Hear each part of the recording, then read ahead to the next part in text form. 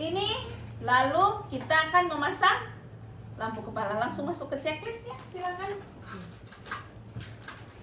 Memasang lampu kepala. Anggap tadi saya bilang, anggap lampu ini menyala. Entah coloknya di mana. Coba kita colok. Nyala tadi. Nah, lampu yang bagus adalah yang menyala pertama.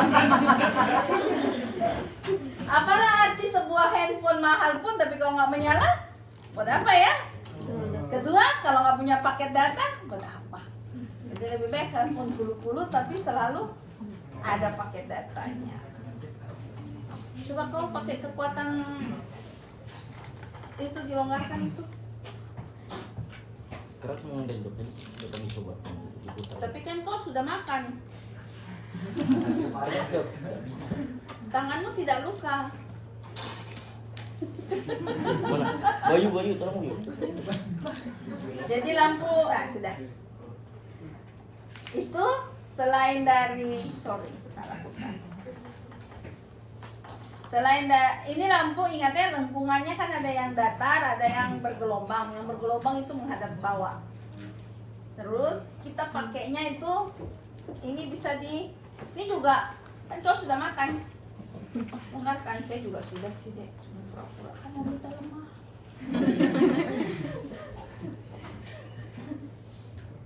Itu tetap longgar. Nah, terus ini jaraknya harus, lampu yang bagus adalah yang bisa fokus, which is ini tidak bagus karena tidak bisa fokus. Fokus sepanjang tangan kamu satu titik saja. Terus dapat difokuskan dan dapat diatur naik turunnya. Gitu ya, jadi bisa fokus. Jadi saat saya membaca namanya, lampu saya akan jatuh di namanya. Saat saya melihat jamnya, mata saya menengok ke jamnya, lampunya pun jatuh di jamnya. Gitu ya, melihat logonya. Jadi mata saya diikuti oleh lampu. Karena lampu ini berguna sebagai mata saya. Begitu ya, menerangi mata saya memasuki ruang-ruang yang gelap. Kita mulai dari pemeriksaan telinga. Setelah mengatur posisi pasien, memasang lampu dan mengatur fokus lampu. Setelah itu kita akan memeriksa. Nah, pemeriksaan itu kan ada inspeksi, inspeksi, palpasi, perkusi. Tapi di THT kita cuma punya inspeksi dan palpasi. Karena kita tidak ada rongga, jadi tidak bisa diperkusi. Karena tidak ada bunyi, jadi tidak ada yang bisa diauskultasi. Ini cuma dua. Makanya pemeriksaan THT cepat. Ini ya. Pertama periksa telinga bagian luar. Telinga bagian luar, silakan lihat telinga temannya masing-masing.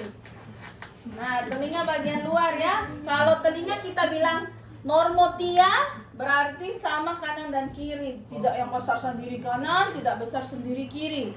Dan tidak kecil sendiri kanan atau kecil sendiri kiri. Kalau kecil namanya mikrotia. Gitu ya. Nah, ini punya dia normotia. Kayaknya kecil sini kanan deh. Sudah kau pun pakai penggaris? Belum pernah. Kayaknya kecil deh yang kanan. Coba deh. Sama kayaknya. Kayaknya kecil deh yang kanan. Terus kalau kamu pernah ingat di buku Sobota bagian depan tuh ada gambar daun telinga secara utuh. Terus masih ada nggak ya di Sobota itu, ada itu ya. Terus dia kasih tahu ini helix, ini crus helix, ini anti helix, itu simba, itu concha gitu ya. Itu namanya bagian-bagian dari auricula.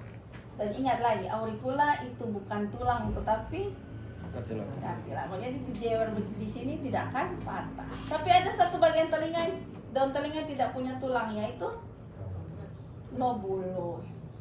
Ya, tempat pasang anting-anting.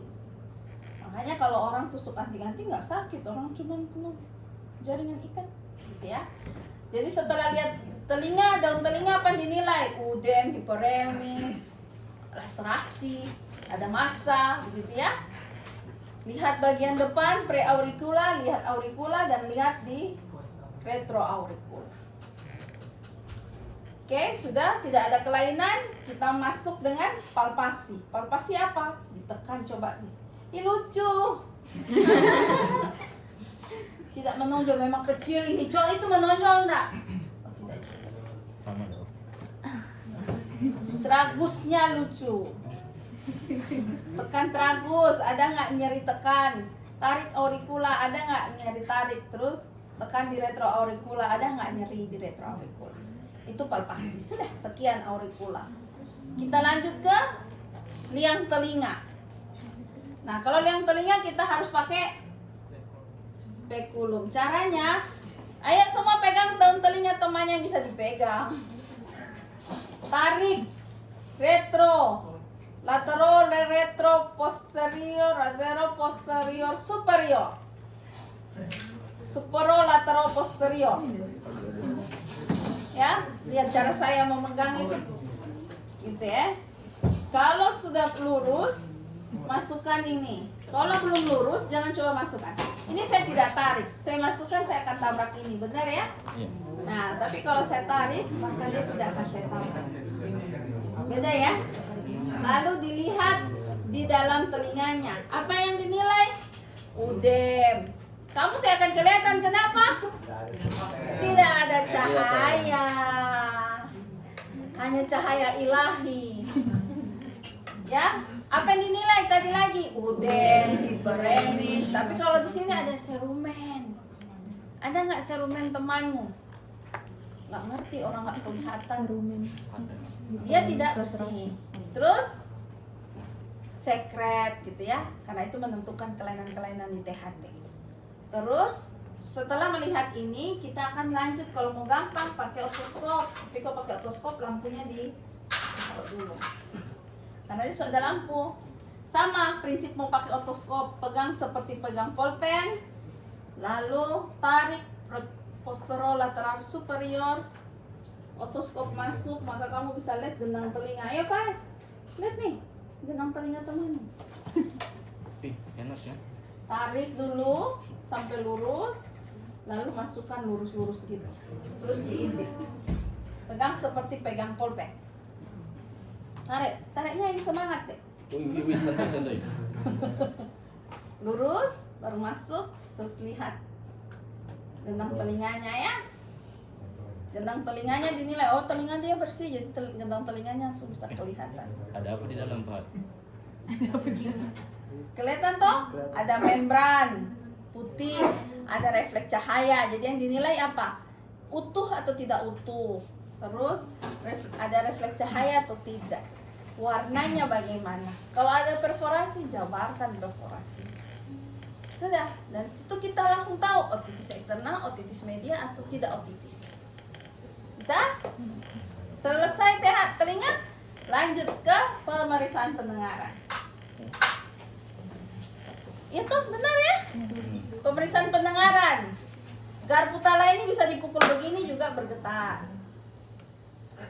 Itu. Tapi yang betul seharusnya dia cukup digetarkan saja. Ada kendala. Kita ya nggak usah pukul-pukul. Pokoknya saya emosi sekali ya kalau kamu itu pukul-pukul aja nih garpu tala. Nah, untuk tes garpu tala itu sangat subjektif. Jadi sangat tergantung pada yang diperiksa. Jadi kita harus ada komitmen nih dengan pasien. Pak, nanti kalau ada bunyi di telinga Bapak, kalau sudah tidak terdengar bunyinya seperti kalau sudah tidak terdengar Bapak angkat tangan. Ya. Nah, kita akan tes yang pertama yaitu tes Rine. Rine adalah membandingkan hantaran udara dibanding tulang. Tulangnya siapa? Tulang yang mana? Berarti bisa digetarkan di sini. Kan enggak. Tulang pendengaran, ya. Jadi membandingkan hantaran udara. Hantaran udara itu yang diterima di auricula, diteruskan di canalis auditorius externus, masuk ke membran timpani dan digetarkan tulang pendengaran. Dengan dibandingkan dengan yang menggetarkan langsung tulang pendengaran. Harusnya yang lebih panjang yang mana? Ya udara. Gitu ya.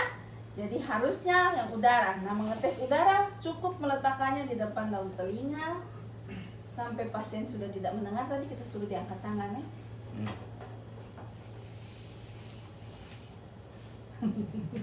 Masih ada dok? Memang, kan kau anak muda.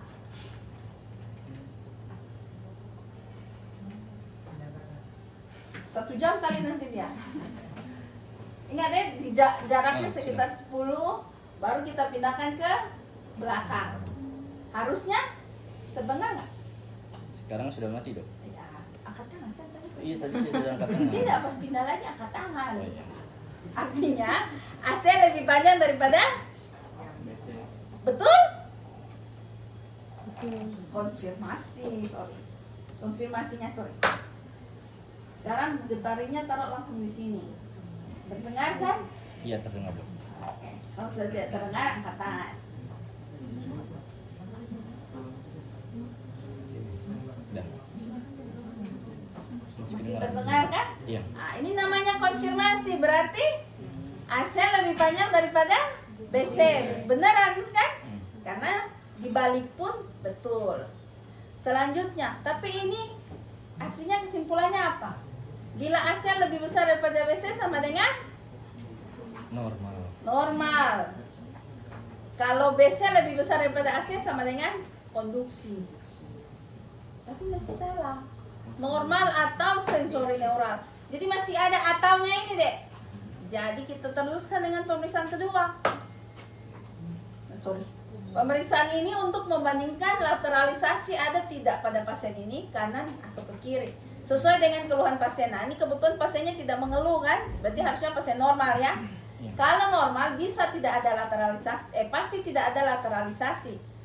Tidak ada lateralisasi itu bisa terdengar sama kuatnya atau bisa tidak terdengar sama kuatnya. Nanti kita buktikan. Weber diletakkan di titik-titik tengah tubuh, ubun-ubun, dahi, gigi, sudah cukup. Kita letakkan di tengah, terus kita tanyakan, ada nggak suara yang lebih kuat di kanan atau yang di kiri? Tidak kedengaran apa-apa dok. Nggak kedengaran apa-apa tadi ya, sesuai ya. Tapi kalau pasien yang sakit dia akan bilang, oh lebih keras di kanan, oh lebih keras di kiri gitu. Nanti ada maknanya. Kalau Weber keras di sisi yang sakit artinya sensori, Weber yang keras di sisi yang sehat artinya konduksi. Nah seperti itu. Tapi Weber ini berarti men-screening yang lain. Tadi kan sudah 1, 2 Rina. Sekarang terbukti tidak ada lateralisasi. Kemungkinan normal semakin besar ya. Tapi kan belum menyingkirkan SNHL. Lanjutkan pemeriksaan ketiga, yaitu swaba. Membandingkan hantaran tulang pasien dibandingkan dengan hantaran tulang pemeriksa. Dengan catatan pemeriksa sebagai standar. Berarti telinga saya harus baik. Jadi kalau nanti dia yang bermasalah, antara dia yang salah ya, bukan saya. Iya. Kan saya yang standar. Jadi kalau kamu jadi dokter harus telinga bagus untuk periksa ini. Maka kamu masuk THT diperiksanya sampai audiometri deh. Hantaran tulang ya.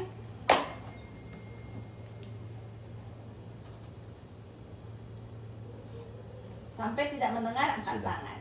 Baru pindahkan ke telinga yang telinga yang sama.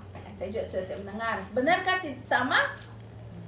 Dipastikan lagi. Sekarang taruhnya di telinga saya, baru nanti pindahnya ke pasien, gitu ya. Jadi kalau dia bilang, oh ya juga tidak mendengar, berarti sama. Jangan cuma satu langsung percaya, ya. Namanya berita harus 2 arah, jangan 1 arah. Pasti confounding factornya banyak, ya. Jadi harus diperiksa bolak-balik, gitu. Oke, sampai sini Weber, Erina, Weber, terakhir swaba. Kalau sama, kita bilang sama dengan pemeriksa. Nah, pemeriksanya normal berarti sama. Cocok berarti kesimpulan dia dan saya normal. Kalau dia masih mendengar, saya sudah tidak mendengar, berarti dia memanjang. Memanjang artinya apa? SNHL misalnya. Kalau saya yang masih mendengar, dia sudah tidak mendengar, berarti dia memendek. Memendek artinya apa? Begitu ya. Jadi dari situ 3 itu akan menyingkirkan salah satunya. Gitu ya, nanti baca lagi penjelasannya. Kalau terbalik saya menjelaskan ya maaf, kadang saya suka terbalik juga terbalik-balik. Sudah mendengar pendengaran? Kita masuk ke pemeriksaan berikutnya yaitu hidung. Memeriksa hidung pertama. Hidung ini representasi dari wajah. Jadi kalau hidung kamu operasi pasti muka kamu langsung berubah. Iya kan ya? Siapa mau rencana operasi hidung? Selain saya. Gitu ya.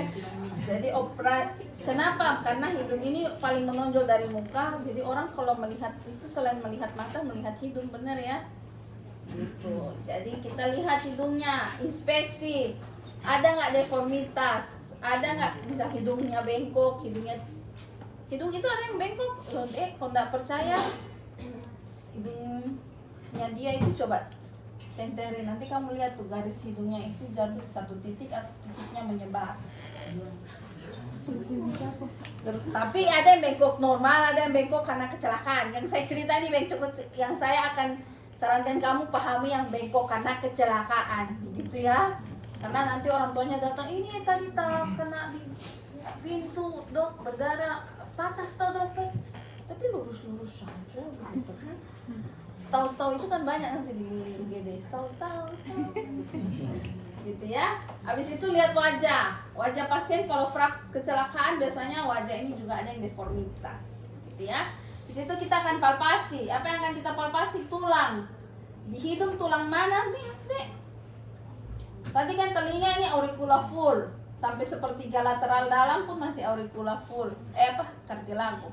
Tulangnya sama dengan hidung, cuman sepertiga yang tulang.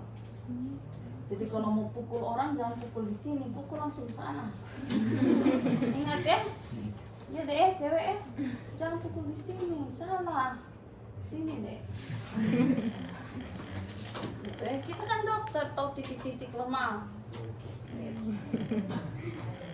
Ya, maksudnya yang tulang cuma yang ini. Jadi kalau Bapak periksa bilang, Dek coba diperiksa os nasalnya. Aman kok dokter ini. Itu antara saya mau marah atau menangis itu tidak tahu. Jadi fraktur os nasal harus berusaha di os nasal. Terus kita ingat wajah ini ada os frontal, maksila, zigoma yang membentuk wajah. Zigoma, maksila, frontal, mandibula. Itu tolong dipalpasi.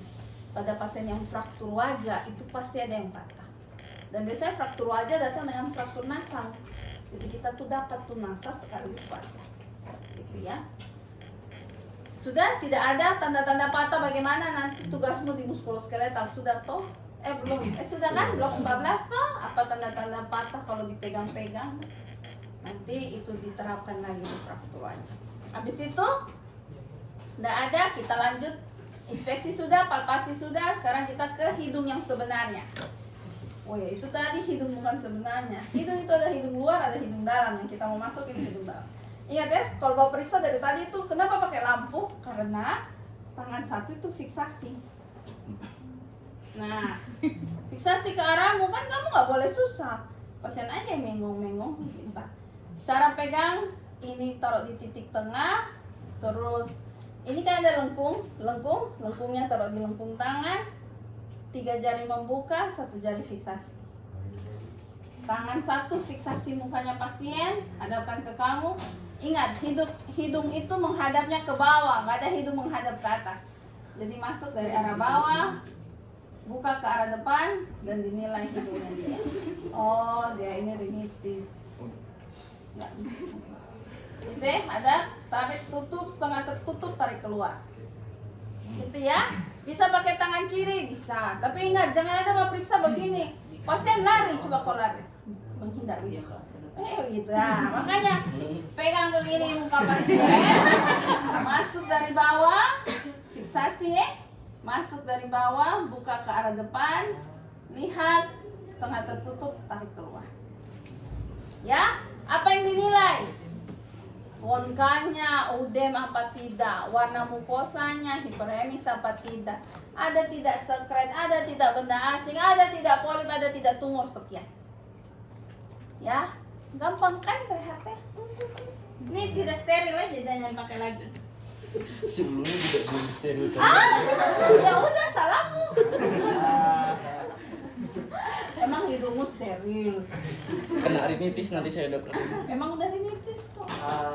Udah ada. Terus ini bagaimana nanti ini tong mata? Janganlah dok.